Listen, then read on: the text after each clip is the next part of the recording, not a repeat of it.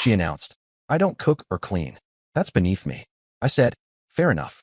A week later, she came home to find every takeout receipt stacked on her pillow, with my suitcase gone. My name is Lucas Bennett. I'm 31, and until recently, I thought I had life figured out. I worked steady hours as a logistics manager, paid my bills on time, and had a fiancée who, at least on paper, seemed like she wanted the same things I did. Her name was Sienna Walsh, 28, an office coordinator at a law firm downtown. We met at a co-worker's party 2 years earlier, and what drew me to her was her sharp wit and the way she always carried herself like she was destined for something bigger. She was ambitious, loud about her goals, and unashamed of wanting a life that looked better than the one she grew up in. For a long time, I admired that about her. Until one night, she drew a line that changed everything. It was a Tuesday evening, ordinary in every sense. I had just come back from work, loosened my tie, and started prepping a simple pasta dinner. I wasn't the greatest cook, but I liked it. Chopping onions, boiling water, it grounded me. Sienna walked in halfway through, heels clicking on the hardwood, her perfume heavy in the air. She didn't drop her bag, didn't offer to help, just leaned against the counter scrolling her phone. I asked her to grab plates. She didn't move. Instead, she laughed, a sharp, cutting kind of laugh, and announced it like a queen declaring a new law. "I don't cook. I don't clean. That's beneath me." I froze, knife still in my hand, onions half diced. She said it without hesitation, like she'd been holding it in for months and had finally decided to let it out. I asked her if she was serious. She tilted her head, smiled, and said, "Completely. You earn more, so you handle the boring stuff. I'm not built for that." There it was, a line drawn in our apartment like chalk around a body. I could have argued. I could have told her how unfair it was, how marriage was about sharing burdens, not assigning them. But instead, something colder moved through me. I wiped my hands, looked her straight in the eye, and said, "Fair enough." She smirked, probably assuming she'd won, that I'd just accepted her decree. But in my head, a quiet switch flipped. If she truly believed all of that was beneath her, then fine. I'd give her a world where she didn't have to lift a finger. And then I'd let her see the bill. The first step was subtle. The next morning, I didn't make breakfast. Normally, I'd scramble eggs, toast some bread, maybe pack her a little container of leftovers for lunch. That day, I just poured myself cereal and left. She texted me later, confused, asking if I'd eaten. I told her I grabbed something on the way. By evening, she brushed it off. Day 2, I skipped groceries. Our fridge had been stocked since forever because I always took care of it. But I didn't step foot in the store. When dinner rolled around, Sienna peeked inside, wrinkled her nose at the empty shelves, and suggested takeout. I said sure, no problem, and ordered from a Thai place down the block. She devoured it happily, not noticing I'd kept the receipt, and slid it carefully into my desk drawer. Day 3, I stopped washing dishes. They piled up quickly. I kept ordering takeout, leaving containers on the counter. At first, Sienna laughed it off. "You're really slacking, Lucas." But I stayed calm. Every receipt, every container, I kept track of it all. By the end of the week, the trash bags were full, the sink was clogged with utensils, and the fridge was nothing but condiment bottles. That Friday night, I caught her calling her friend Tasha. Through the thin walls, I heard her bragging. She told Tasha she'd finally trained me to accept my role, that she was the kind of woman who deserved to be pampered, that cooking and cleaning were for women without ambition. She laughed, saying she'd landed a man willing to bend. I didn't interrupt. I just wrote it down in a small notebook, along with the date. Evidence. What struck me wasn't just her arrogance, it was her short memory. I'd been raised by parents who split every chore. My father was a steelworker, my mother a nurse. Both worked grueling hours, both came home exhausted, but neither ever said the other's work was beneath them. If one cooked, the other cleaned. If one paid the bills, the other handled laundry. It wasn't glamorous, but it was fair. Hearing Sienna treat partnership like slavery stung deeper than I thought it would. She wasn't rejecting chores. She was rejecting respect. The next week, I doubled down. I created a system. Every receipt from takeout went into a shoebox I kept under the bed. I arranged them in order, dated, with little notes about what was missing at home that day. No milk, no bread, no fresh food. It wasn't just petty, it was calculated. A record she couldn't spin against me later. Meanwhile, I stopped offering small kindnesses. No more laundry folded neatly on her chair. No more picking up her prescriptions. No more making the bed. If she wanted a world where those things were beneath her, she could live in the vacuum left behind. By Wednesday, the apartment looked like a college dorm. Crumpled takeout bags lined the counter. The smell of stale curry and pizza clung to the air. When Sienna complained, I shrugged and asked if she wanted to clean. She rolled her eyes, saying, "Not my job." Then she opened another app, and ordered sushi. But here's where it got interesting. She started covering some of the takeout on her own card, thinking she was balancing the scales. What she didn't realize was that I was monitoring our joint account like a hawk. While she spent hundreds on food delivery, she was also swiping my card for cosmetics and clothes. New shoes, high-end serums, luxury handbags. I documented every purchase. The detective in me cataloged it all like pieces of a puzzle. 2 weeks in, the tension turned visible. A neighbor from across the hall, Mrs. Klein, an older widow who kept an eye on everyone, stopped me one morning. She asked if everything was okay because she'd noticed trash bags piling up in our hallway. Sienna had left them there overnight, too lazy to carry them to the chute. I apologized, told her I'd handle it. But I didn't. Instead, I made a note. That weekend, Sienna invited Tasha over for wine. When Tasha walked in, her nose wrinkled immediately. "What happened here?" she asked, eyeing the dirty dishes, the cartons stacked on the counter. Sienna waved it off, saying, "Lucas doesn't know how to manage a home. I let him try, and look at the results." I sat on the couch, silent, sipping my beer. Tasha gave me a strange look, like she knew something was off but couldn't place it. Sienna, oblivious, went on about how men were supposed to provide, not demand domestic help. That night, after Tasha left, I added another entry to the notebook. Witness heard her misrepresent division of labor. Blame shift pattern confirmed. The breaking point for me, though, came one Thursday evening when I came home early. I hadn't told Sienna, and when I opened the door, I heard her voice in the bedroom. She was on the phone with her mother. I stood in the hall, quiet, listening. "Mom, seriously, he's pathetic," she said. "He thinks marriage is about splitting chores. Can you imagine? He actually believes in that old-fashioned crap. I'm not lowering myself to wash dishes.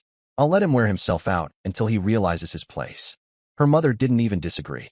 She hummed in approval, telling her she deserved a man who understood her worth. I felt something lock into place inside me. It wasn't rage. It was clarity. I wasn't living with a partner. I was living with someone who saw me as a utility. And utilities can be switched off. From that moment, the plan sharpened. I wasn't going to yell or fight. I wasn't going to beg her to change.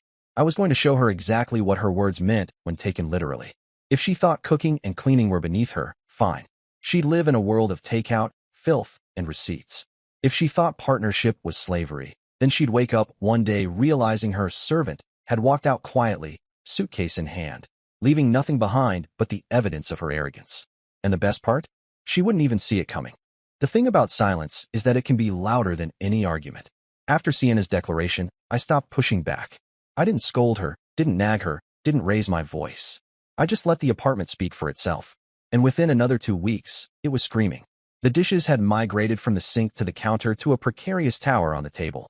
Stains spread like shadows across the carpet where drinks had spilled and never been cleaned.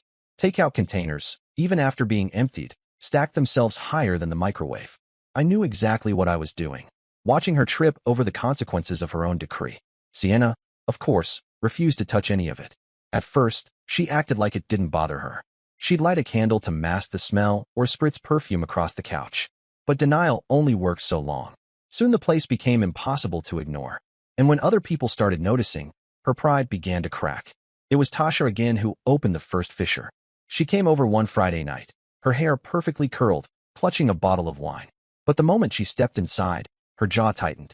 "This place smells," she said flatly. Sienna laughed it off, pouring 2 glasses. "Lucas has been in one of his moods. He thinks it's funny to let things go just to see how long I'll last." Tasha frowned at me across the room.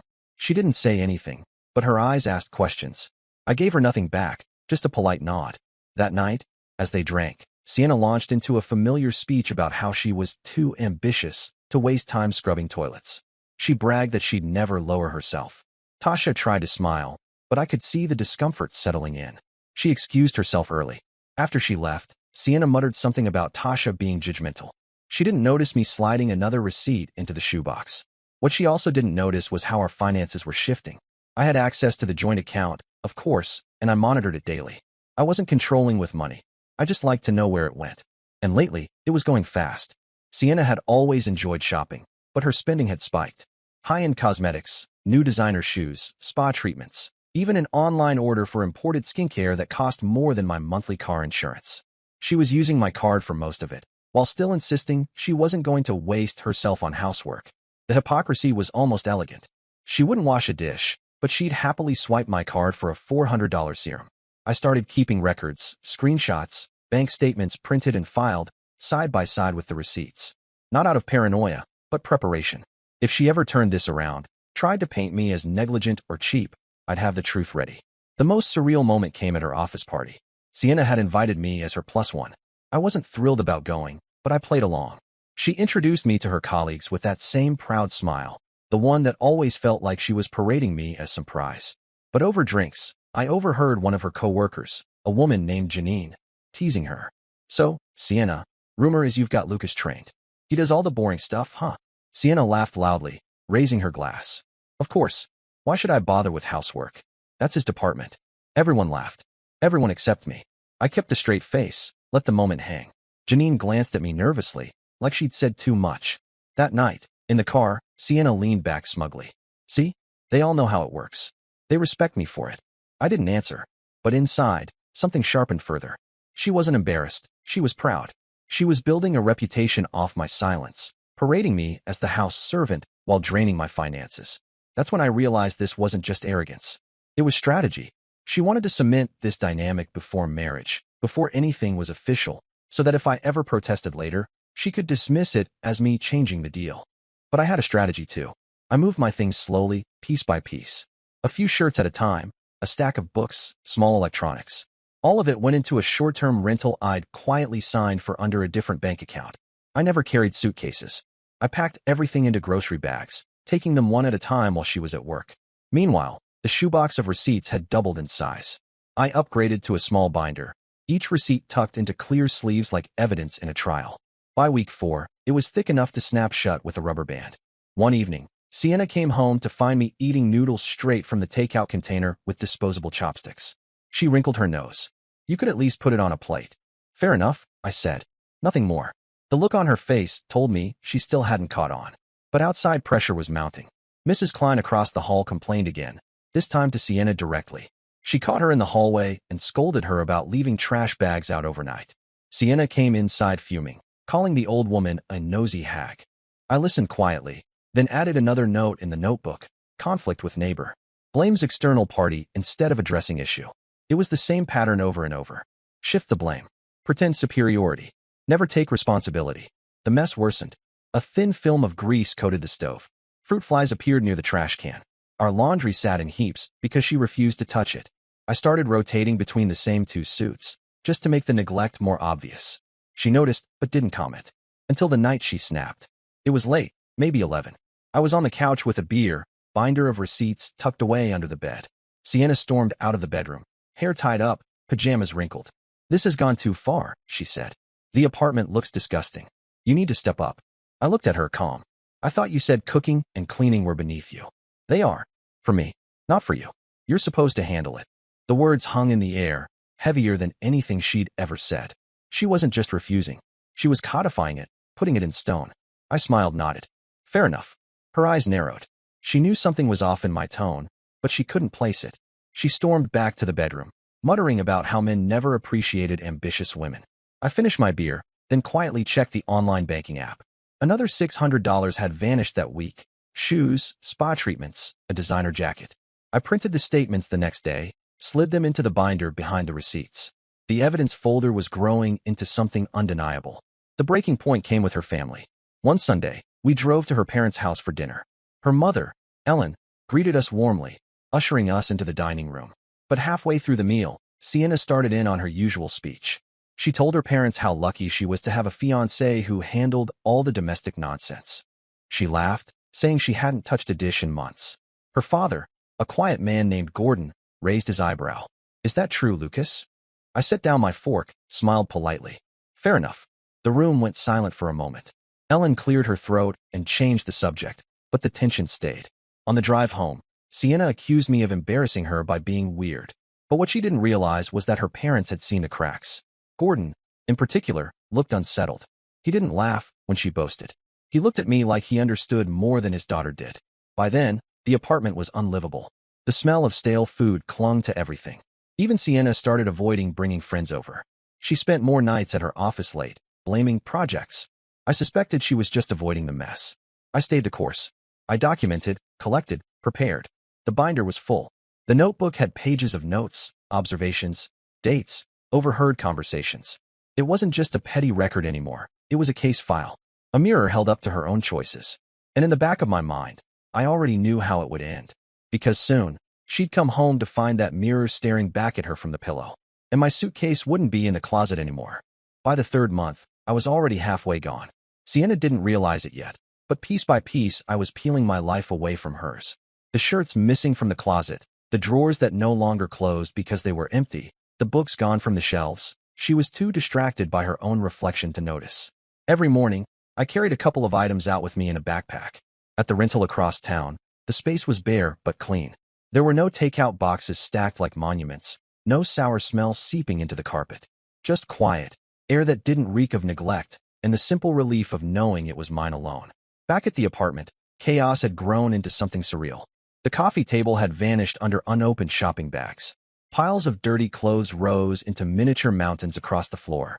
When she stepped over them, she acted as if they didn't exist. She clung to the same line, repeating it with more conviction each time. She was too busy, too ambitious, too important to lower herself to domestic chores. I never argued. I let her bury herself in her own philosophy. The binder I'd built had grown heavy. Receipts filled each sleeve in neat order, notes scribbled on tabs. Day 21, Chinese delivery. House a mess. Day 32, sushi again, laughed at trash pile. It was more than petty record keeping. It had become a timeline of decay, a map of how our lives had collapsed. Behind the receipts, the financial statements told another story. Her spending hadn't slowed, it had accelerated. Spa treatments every week, imported skincare that cost more than my car insurance, handbags that still had the tags on them. She used my card without hesitation, as if it were her birthright. I printed each statement, slipped them into plastic sleeves, sealed them alongside the receipts. The binder no longer looked like paperwork, it looked like a case file. A detective doesn't confront without airtight evidence, and when the time came, I wasn't going to argue. I was going to present. Her friends noticed the cracks before she did. They stopped visiting. Tasha made excuses whenever Sienna tried to invite her over. Even Janine from her office apparently stopped grabbing after-work drinks. Sienna noticed, of course, but in her mind the only explanation was envy. She sat scrolling through her phone one night, muttering that they were jealous of her, that they hated seeing her live a life free from drudgery. I just nodded, sipped my beer, and answered with the two words I knew she hated most. Fair enough. That phrase had begun to itch at her. She didn't know why, but she felt something behind it, like there was a joke she wasn't in on. One night, she finally snapped. She accused me of being smug, of playing games, of deliberately trying to make her look bad. She demanded to know what my plan was, whether I was trying to starve her into submission or waiting for her to beg. I set my drink down and told her calmly that I was only respecting her words. She had said cooking and cleaning were beneath her. I was respecting that. She stormed back into the bedroom, calling me twisted, muttering about how men never appreciated ambitious women. That was the moment I knew there was nothing left to salvage. The finances cracked soon after. Her unchecked spending hit the joint card's limit. She came home one evening, shopping bag in hand, her face twisted with embarrassment. She told me my card had been declined at Bloomingdale's, that I had humiliated her. I asked how it was my card when she was the one shopping. She brushed the question away, claiming it wasn't unusual activity, it was necessary. She spat the word necessary like she was talking about groceries, not another pair of designer heels. I let her rage, then moved another bag of my belongings to the rental that night. Along with them, I carried a fresh set of bank statements to file into the binder. It was on another evening, when I came home earlier than expected, that I caught her on the phone with her mother.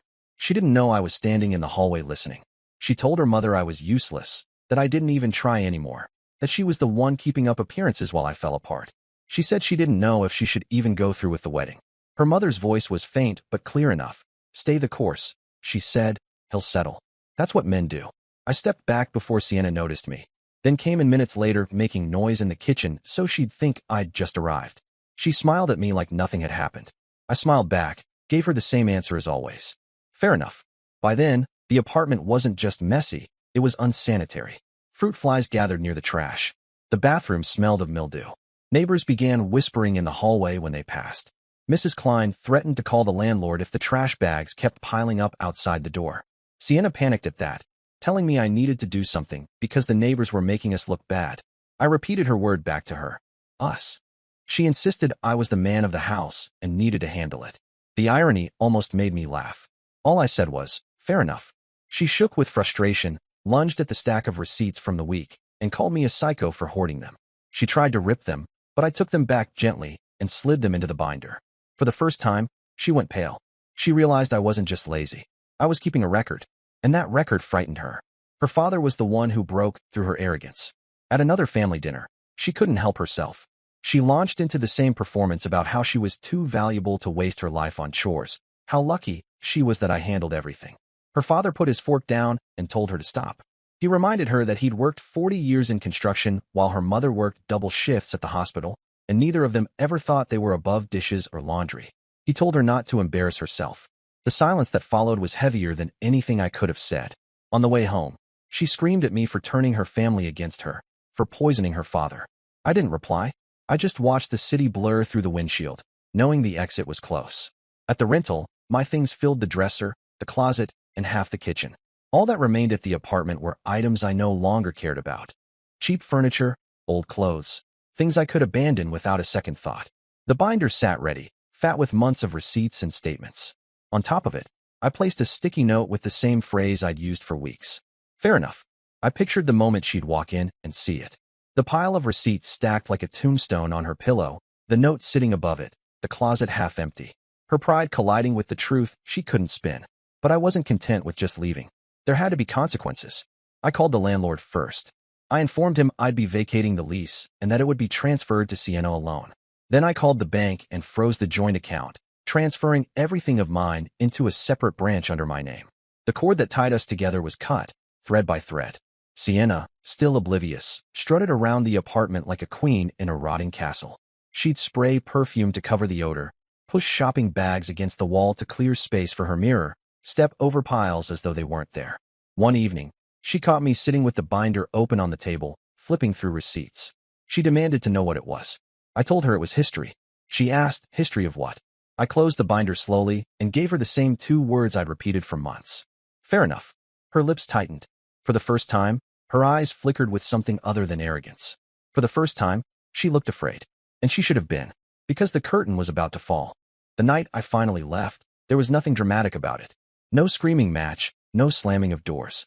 Just silence, the kind that comes after a verdict has been decided. I had packed the last of my belongings into the rental the day before. The only things I left behind were what I didn't care to keep.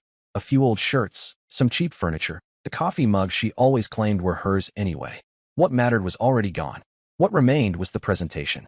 On our bed, I stacked the binder, fat with receipts and statements, arranged in perfect order. On top of it, I placed the sticky note I'd been carrying in my pocket for weeks. Fair enough. I spread the most recent pile of receipts across her pillow, a fan of paper documenting every takeout meal, every night she laughed at the mess, every dollar she spent while pretending she was above responsibility. I left the closet door half open, the empty space glaring at her like a missing tooth. My suitcase was gone. The keys were on the counter.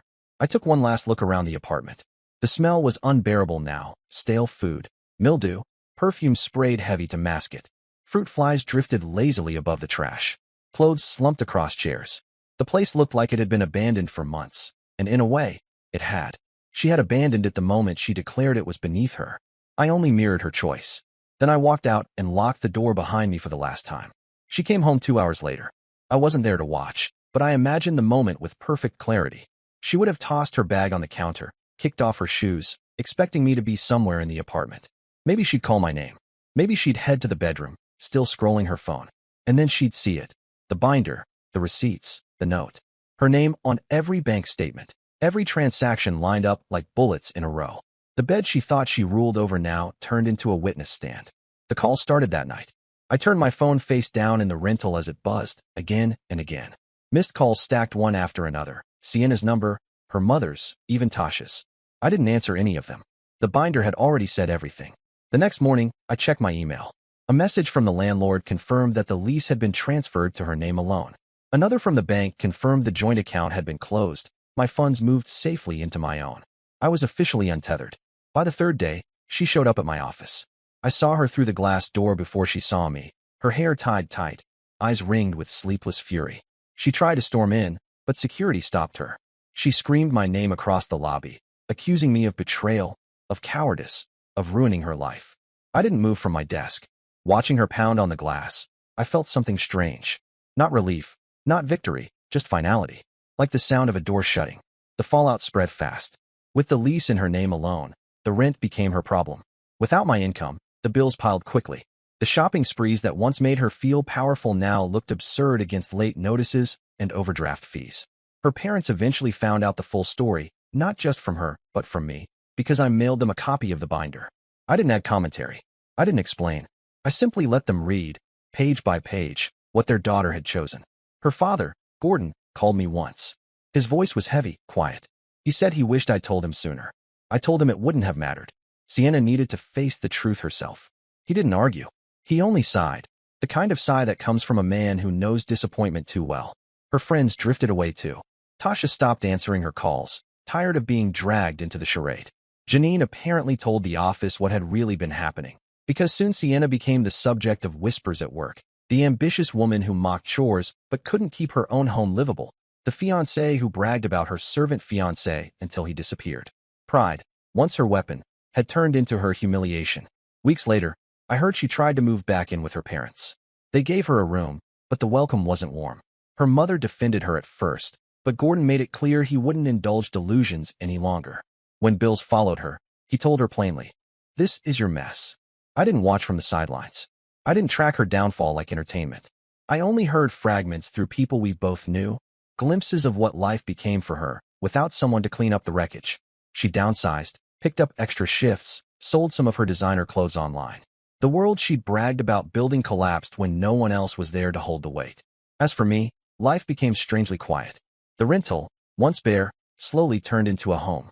I bought new furniture piece by piece, cooked meals in a kitchen that stayed clean, folded laundry into drawers that weren't stuffed with shopping bags. The silence that used to feel suffocating now felt like peace. I didn't need applause, or credit, or anyone's approval. All I needed was space that didn't smell like rot and a life that wasn't anchored to someone else's arrogance. Sienna still tried, from time to time. A text here, an email there. At first, she begged. Then she accused. Then she tried to guilt me, saying I'd abandoned her when she needed me most. I never responded. Each attempt was just another reminder of what I had escaped. The last time I saw her was purely by accident. Months had passed. I was walking out of a cafe downtown when she walked in. She froze when she saw me, her eyes searching for something. Anger, regret, maybe even pity. I gave her nothing. Just a polite nod as I passed by. Her mouth opened like she wanted to say something, but no words came. That was the real ending. Not the binder, not the receipts, not even the suitcase gone. It was that moment in the cafe, when she realized there was nothing left to pull from me. No reaction, no role, no stage. Just absence. People sometimes ask me if I regret not giving her another chance, not sitting her down and working it out. But there was nothing to work out. She made it clear from the beginning. She didn't cook, she didn't clean, she didn't respect partnership. She wanted a servant, not a spouse. And I had no interest in playing that part. So I left her the evidence of her own arrogance, stacked high on a pillow where she used to rest her head, with two simple words on top. Fair enough. And then I walked into a life that, while quieter, was mine again.